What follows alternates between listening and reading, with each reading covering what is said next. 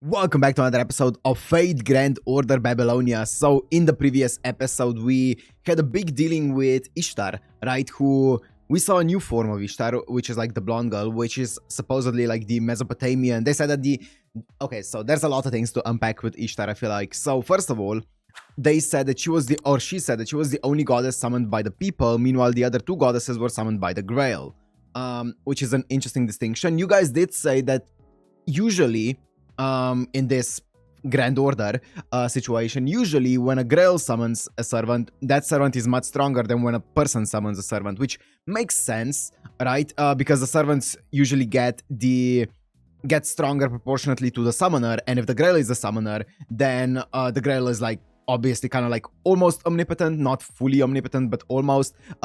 So they would get a lot of power. They would be very powerful when summoned. That makes sense, right? And we found out that Ishtar was summoned into like a body of a Mesopotamian girl who they said that the Mesopotamian girls or people have like golden hair. We saw her there. We don't exactly know what's happening there yet. It seems like some kind of like maybe a split personality the way that John had it. But it seems like they are actually changing like interchangeably using the body as opposed to Jean and how the Leticia's personality was like laying dormant within Jean. So that's interesting. I think you guys said that she's like a pseudo servant, right? Which I think it's the same. I think was Jean also called a pseudo servant? No, right? Also, is there a difference between a demis? I don't. And anyways, I'm not gonna go to because I'm pretty sure Mesh was called. Was she a pseudo servant as well, or was she a demi servant? I don't remember. Anyways, I don't. Yeah. Anyways. You guys also talked about how the reason why Rin looks so much like Ishtar and why Fujine looks so much like the other goddess is because they actually were, their bodies, or I guess their bodies, personas, whatever, were actually used in the summoning as far as I understood it, it was kind of used to like, because they're like compatible, and it was kind of used to like basically stabilize Ishtar into like using Rin's body or something like that. I don't fully get it yet, but I think that's basically the way that that I envision it. Is basically they were using they like used Rin's body as like a stabilizer, let's say, for the for Ishtar summoning, right? Which makes sense why she would be so much acting so much like Rin and also looking like Rin and stuff like that, right? Which is interesting. The next thing is obviously the guy in the underworld. I saw a comment saying that in basically like Mesopotamian lore, he's kind of like Noah, who like made an ark and stuff like that, which is interesting. I wonder what kind of role he's gonna play in this entire like, I wonder if he's a servant, or I'm guessing he is, but he could also just be like Gilgamesh, right? Not a servant, but just like someone who lives in this time. Oh, yeah, another thing is about the summonings and stuff like that. I wasn't fully certain about like Merlin and Anna because I forgot exactly what they talked about, but you guys cleared it up. Merlin was summoned by Gilgamesh, meanwhile Anna was summoned by the Grail. So that's the way that that played out. Thanks for the clarification on that one. And yeah, I think from the top of my head, that's about all I can remember right now. But I'm excited to see like the other goddesses, mainly the third goddess that's, you know, controlling Enkidu. Which, oh, by the way, I also saw a comment basically saying that Enkidu here is supposed to be androgynous, but Gilgamesh usually refers to Enkidu as a he because of his past with Enkidu, right? So that makes sense. I'm probably just gonna call him he then. It's easier. But yeah, that's cool. Anyways, let's see where the story goes in these episodes. You guys have been saying that it's about to go down, so I'm excited. I'm really excited to see what's gonna happen now. So I guess without further ado, let's go into... Oh, if you wanna watch this, Uncut Tumblr, there's always on my Patreon down in the description. Let's go into Fate Grand Order Babylonia, Episode 7. Loud.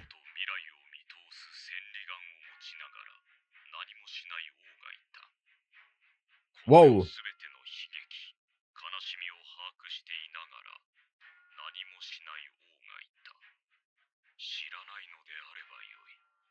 It's Solomon.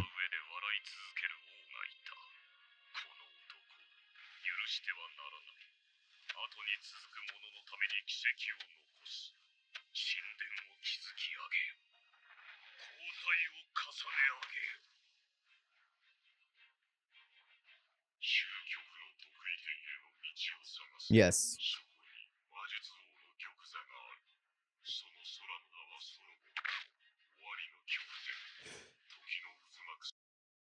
Run it back, run it back. Okay. Find the path into the final singularity. Yes, that's what we've been doing.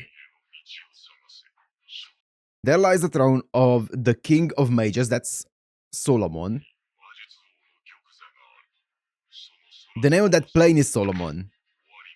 At the very end of all, the altar of the Edding Vortex. Okay. So the plane's name is Solomon as well. Interesting. Okay.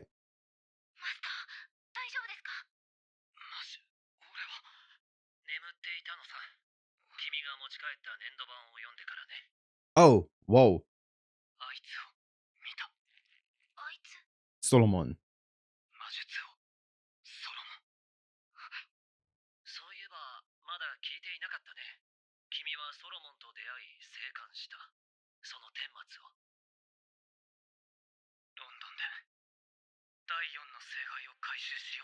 The fourth grade. Oh, okay, let's see this.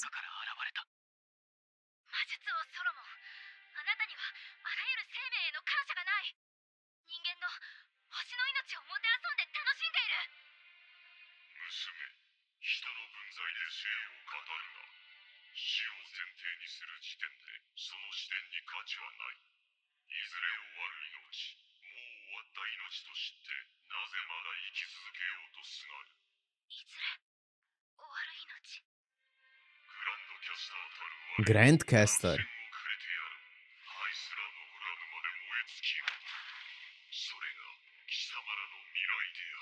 Your kind. Interesting. Because he wants to obviously eliminate humanity. Yeah.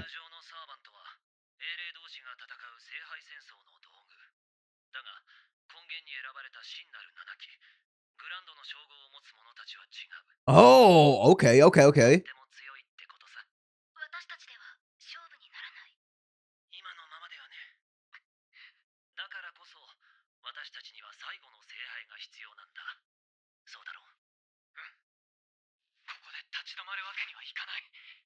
I find it interesting, you know, the story of like Solomon and stuff like that. Because I feel like Solomon was always portrayed as like a really kind, well, maybe not a kind king. He was known as like the smartest king to exist or whatever, right? As far as I remember, I could be wrong on that one, I could be misremembering it, but I feel like he was like dubbed to be like one of the smartest people, and also he was generally painted as like a pretty kind king. From at least that one story that I remember about like the baby, you know, where like the mothers were like debating on who's the real mother and who should keep the baby, and Solomon was basically like, oh, both of the mothers should hold one of the baby's hands and then pull it, and whoever gets the bigger part of the baby or whatever ends up being the mother. And then one of them, the actual real mother, ended up saying, you know what, no, I don't want to do that. Let the other one take it. And that's how he determined that she was the real mother. Is that even Solomon? Am I even remembering the right story? I feel like I listened to the story like when I, like 20 years ago or something. Well, not 20, but a long time ago when I was a lot younger. But I feel like that was Solomon. Yeah, but he was like portrayed as like, I guess, kind hearted, because he was like, well, she's the real mother, so she should keep the custody. But yeah, it's interesting how they're portraying him like here, like the king of mages in like a really bad light. Interesting though. So there's 7 grandcasters or grand servants or whatever, which means not necessarily all of them are gonna be bad though. Solomon is bad, but Merlin is on our side, so that's 2 of them, 2 of the 7, and we haven't seen the other 5 yet, right?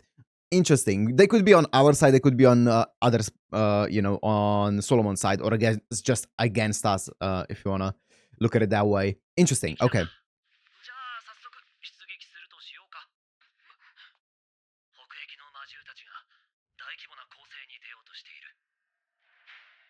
Interesting.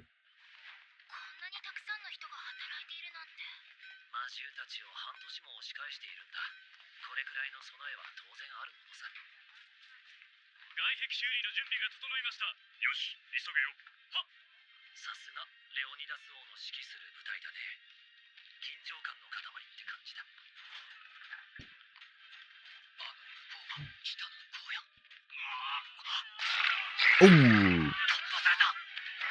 Well,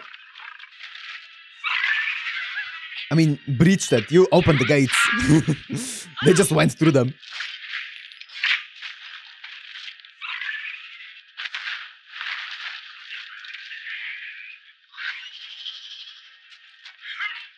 Oh, so cool.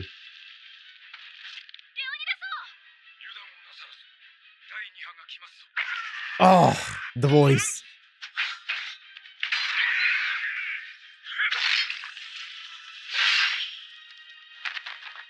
I could listen to Miki Shinichiro talk just all day.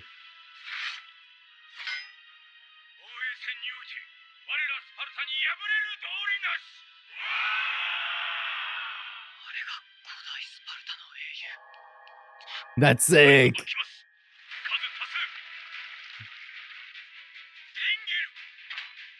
Oh my god. Oh, that's... Wow. Magic bullets.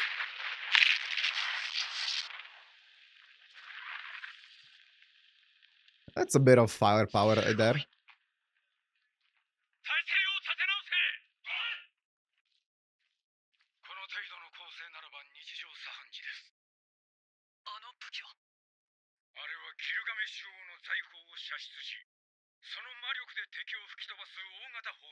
Whoa!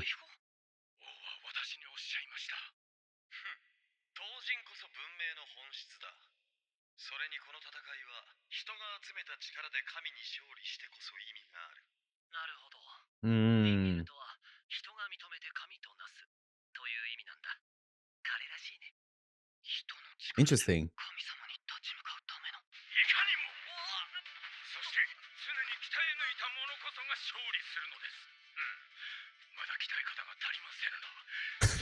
Why is he blushing?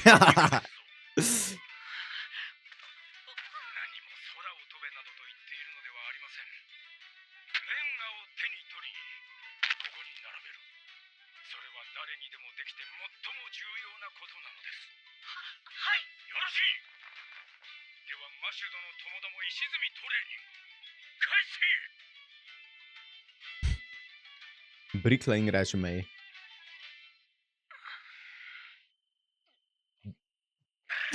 The shots, man.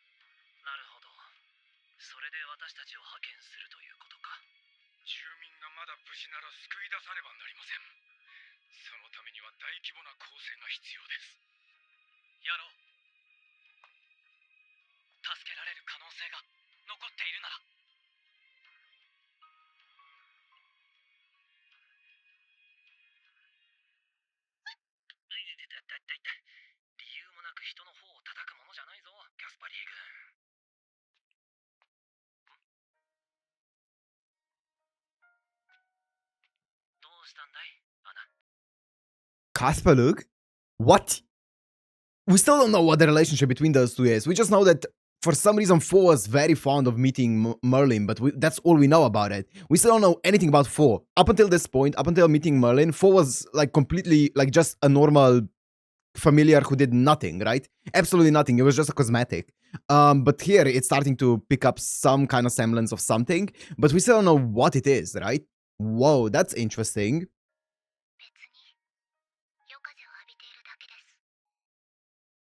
Kasperlug.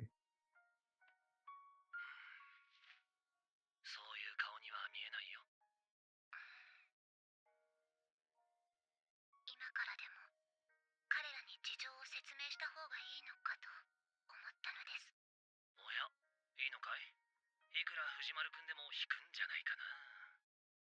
それでも Oh, lore? 良くないよ。大変良くない。感情というやつは基本使い捨てだからね。大切にしないともったいない。君が人間から距離を取るのは彼らが嫌いだからではなく、彼らが怖いからだ。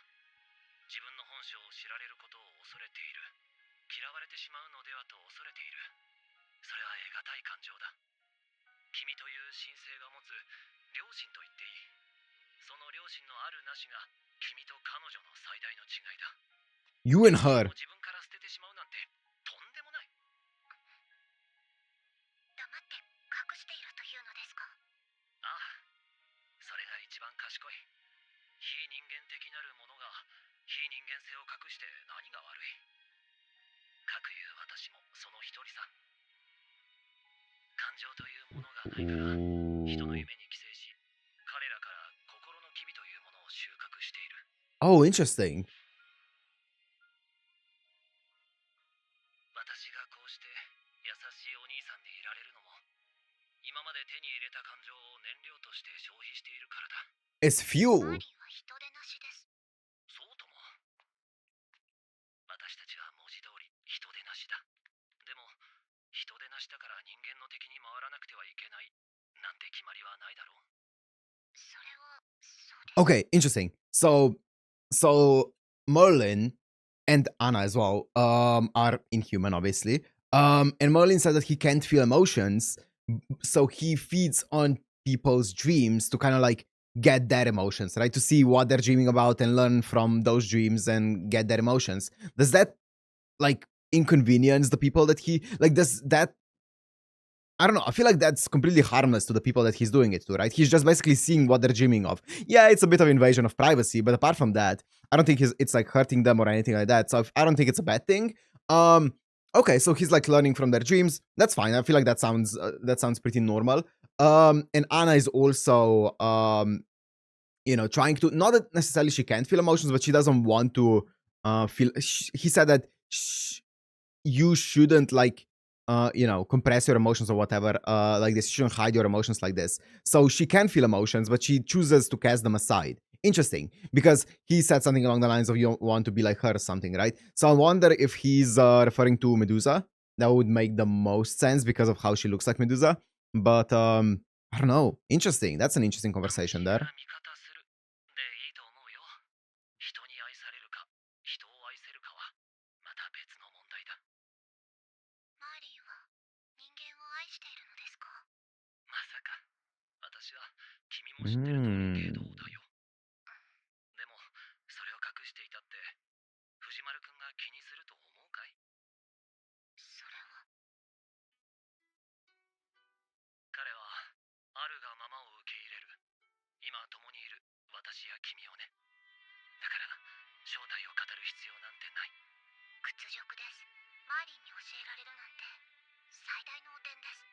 最終的には殺します。魔獣の女神にとって君の存在は予想だにしなかった急所になる。全てを投げ出す時は一度だけだ。はい。などと思わせぶりなことを言いつつ、私はそんな結末は勘弁だけどね。Interesting. つまらない。涙の別れなんて私の主義じゃない。一方的に騙し、貶め、こっちは無傷で勝利する。人間らしくいこうじゃないか。呆れます。マーリンは都合のいいことばかり。でも、そうなるよう努力することは嫌いではありません。Interesting. Mother of Monsters, obviously being the third one, the third goddess. Interesting. And she does also look like Medusa a lot. Everyone looks like Medusa.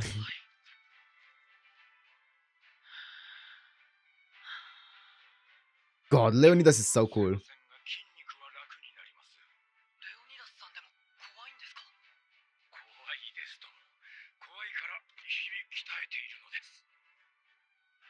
いつも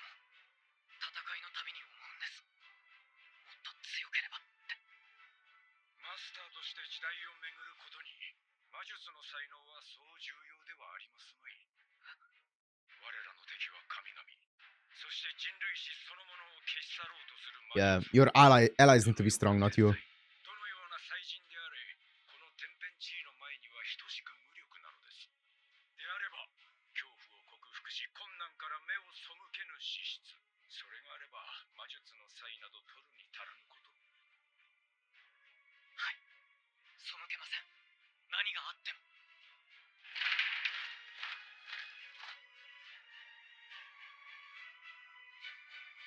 Well, let's see this. Oh my god, that's a loud roar.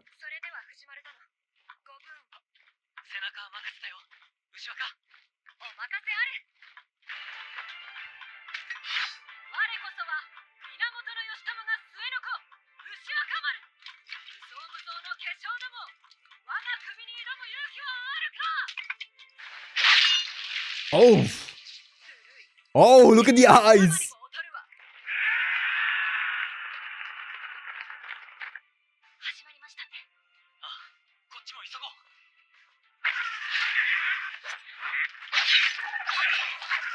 Woo, clean.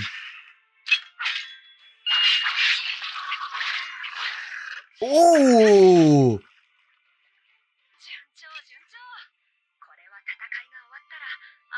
That's nice. That was so satisfying.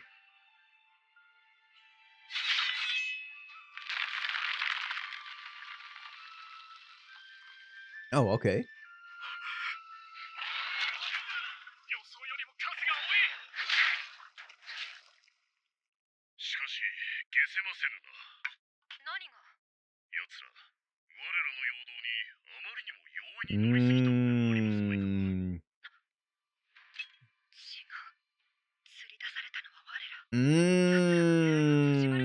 Oh, shit.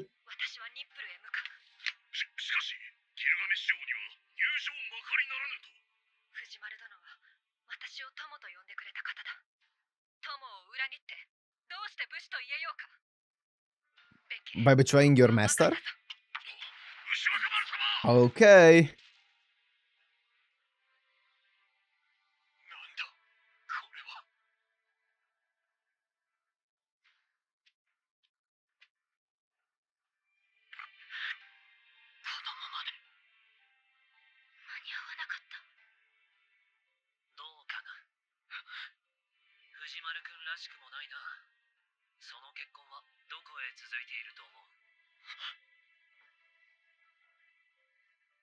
Oh, that's a pretty obvious trail.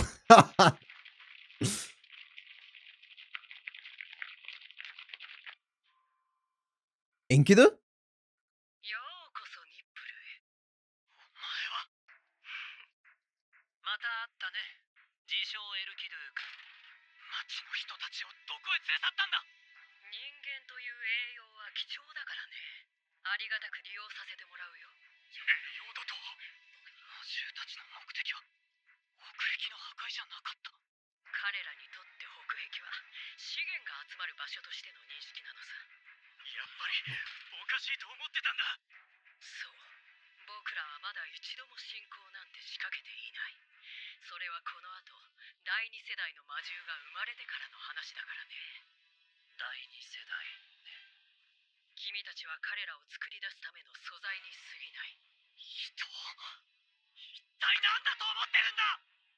より優れた生命体を生み出すための苗床だよ。Yeah, he's like, humans are useful. Yeah. Subhuman fake.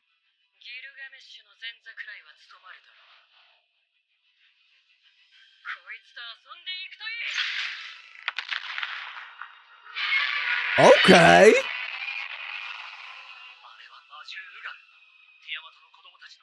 Oh, Tiamat.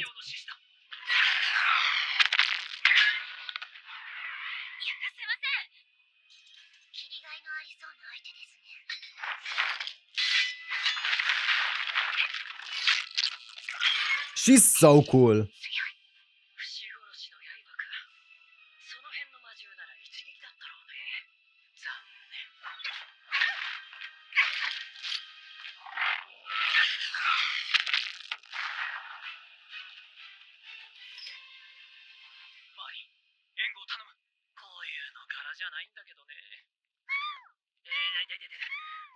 にあるさ、キャスパーリーグ。さすがに私もおふざけはなしだ。彼らに上質な夢を食べさせてもらってる。お礼をするとしよう。無魔か。同じ人でなしだけど、Incubus. 私は人間がいなければ生きていけないんでね。立場の違いさ、偽エルキドゥ。こういうところでどうかな。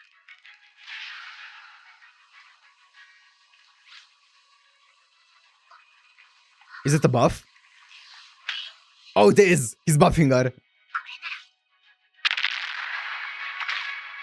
Okay, pop off. Woo!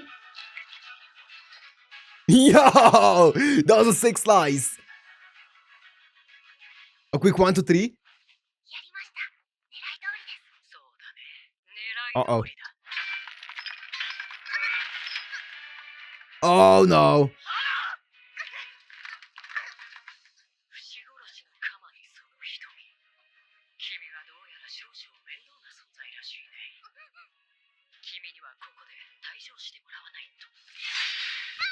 Oh no!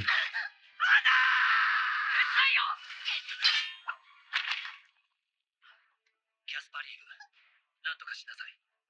どうせ魔力を溜め込んでいるんだろう。ここでパーッと使ってしまえ。Huh?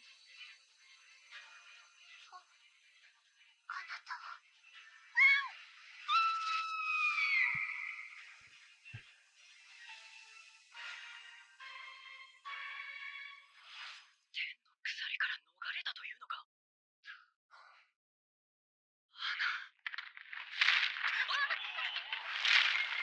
Interesting. こらえ性がないのか、彼女は。 Has she no patience?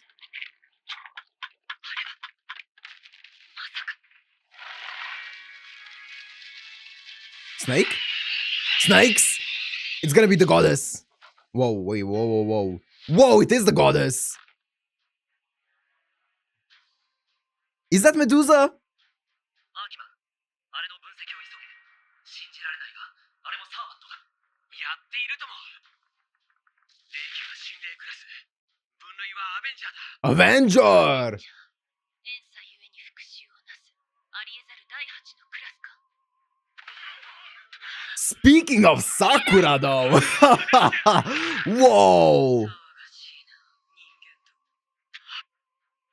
人類の恩敵。 God. 三女神同盟の主会。115神ティアマトが姿を Tiamat. 見せてやったんだ。 Tiamat is Norse, right? Mythology. あれがティアマト。母上、今日もお目覚めになられたようで何よりです。エルキドゥか。ですが、予定がいささか違います。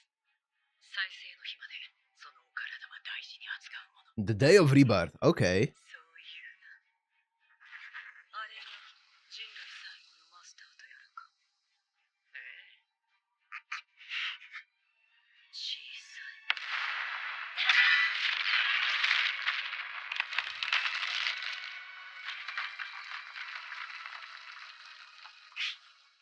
なんとも弱々しい命よな。これが人類史の残滓か。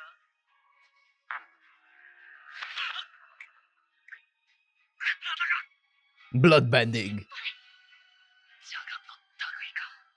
今私はとても空腹だ。恐怖のうちに我が煮えとなるがよい。美味ではなかろうが珍味ではあろうからな。マジュ、深呼吸だ。恐怖は薄れないけど筋肉は楽になる。はい。 Leonidas.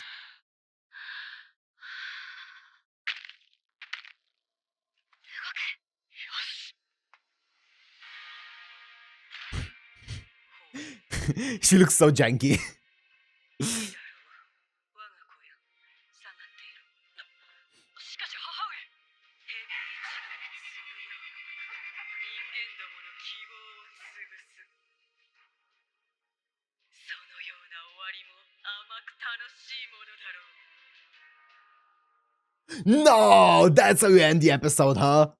Oh, and there's no ending, right? Yeah, because the credits were rolling already during the episode. Okay. Oh, things are going down. Okay. It's actually kind of funny seeing the jankiness, you know, of the CG. I don't mind it. I don't care, personally. I just find it a bit funny. Okay, so Tiamat showed up. Now, there are a few things to unpack there. Now, her name Tiamat, right? Obviously, I think it's from Norse mythology. I could be wrong. But if that's the case, is she actually supposed to be the Tiamat that is... I don't even know what Tiamat is in Norse mythology. So I'm not gonna say too much on it, but I do wonder if her servant origin is like Norse and she has nothing to do with Medusa, or because I feel like the way that they were talking about her and about Anna, it seems like they are somehow related. Like they were talking about Anna's eyes and stuff like that, and it seems like they are the same eyes as Tiamat has. The hair is similar and stuff like that. And then coupled with Tiamat's, you know, snakes and stuff like that, it makes me think of Medusa, but it could just be nothing to do with Medusa at all. I guess we'll see those things in like the future, right? Now, the thing is, what the hell is for? Why? What? It was storing like energy or something? What? That's obviously it looks very much like Merlin. Was Four sent there by Merlin? I don't know. Anyways, that's something that I have no idea about. But that was interesting to see as well. And your rebirth, they were talking about, or not your rebirth, but the rebirth, they said. So she wasn't supposed to make an appearance yet, but now I guess we'll see what's gonna happen. Now it's gonna be a big fight, right, between Tiamat and everyone else. So I guess we'll see how that's gonna go down. Is Ishtar gonna help out? I don't know. I don't think so, but I guess we'll see. Yeah. Okay, crazy episode, man. Crazy episode. Things are going very, like they're definitely happening very fast right now. So it's gonna be cool to see what's gonna happen next. But anyways, I guess we'll find out as we watch it. Hope you guys enjoyed. If you did, make sure to like and subscribe, and I'll see you in the next one. Peace.